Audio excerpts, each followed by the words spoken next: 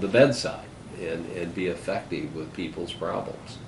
But we have to do a better job of explaining that and dealing with the philanthropy community.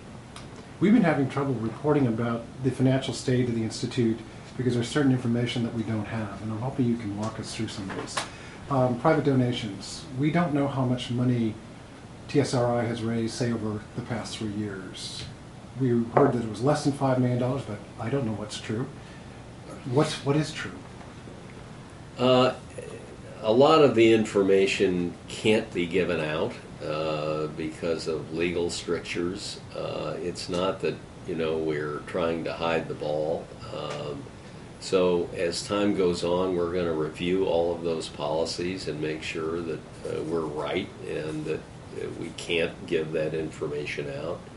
But something sounds odd there, because I ask these questions of Salk and Sanford Burnham, and I have them in 20 minutes. I've asked the same questions, and the answer I've gotten back from our legal community is that there's a lot of the information that we cannot put out. But we're going to review that, and if we can, we will. Well, then can you give us a sense of how much money you think the Institute needs to raise? We saw the remark in the Palm Beach Post, so give us a sense of what you need to do. Our deficit as we stand is roughly $20 million a year,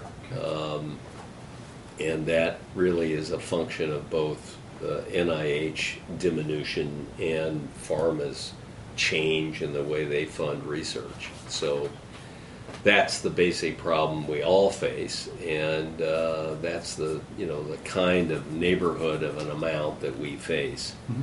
And there are various answers to it, and we're looking. We have an advisory committee made up of faculty and board. We've had 2 long meetings. We're going to have more, and we're trying to get our head around the basic financial facts, and then we're going to come up with a plan to move forward to solve the problems in the most successful and sensible way. Well, is your endowment in the $300 to $400 range? How long can you take $20 million a year losses? Well, it's pretty simple math to figure it out. But there are other things that can be done. Mm-hmm. And so we're looking at every alternative. We have real estate here and in Florida that we can deal with. We have. Does that mean sell or lease, or what does that mean? We look at all alternatives. We have patents that are and other intellectual property that might yield some funds more than we're anticipating at this point. Mm-hmm. And then there's philanthropy, and then there's dealing with all parts of the operation to see where economies can be put in place. I got a question. When you mentioned $500 million that you wanted to go on the whale hunting expedition, was that number specifically chosen because you've got a plan to reach there? No, I was just using as a frame of reference.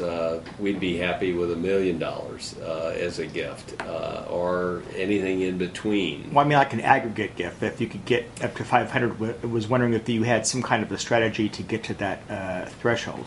No, we need to raise more money for our endowment so that we can help offset these deficits that we all face. And I might say Salk and Sanford Burnham face the same challenge. No one is exempt from this problem, and we have to deal with it in the most sensible and effective way we can. Yeah, but the Salk is wrapping up a program to raise $300 million, and they seem to have been quite successful with it. I think their last gift brought them to $275 million. So, and they also have no clinical ties. So they're basic science. No, I understand. But I think if you talk to them or Sanford Burnham or any of these other like organizations, they still face financial problems. Clearly, they've done a good job of raising some significant gifts, and that will help. And they're to be commended for that. But they're not out of the woods either. No one's out of the woods. This is a really tough set of problems that everybody faces. These are fundamental changes in the way we are funding basic medical research in the United States, and we've got to find some innovative and creative answers to it. Well, you must have looked at what might be a good figure for the Institute to raise. Let's set aside what you did in the past. Next year after that, is it your desire to get to $30 million a year in private fundraising, $50 million a year? What is your analysis telling you about how much money you need to raise to help offset these problems? Well, you've heard the deficit amount. I have. So if you simply take a percentage that you could get from an unrestricted endowment that's not restricted in any way to a certain kind of research, you can easily get to the figure you ultimately need to get to fund that kind of a deficit. The other thing we're going to... I'm not sure I understand you, sir. I understand the endowment, but what I'm really asking is, well, if you're operating with a $20 million a year deficit,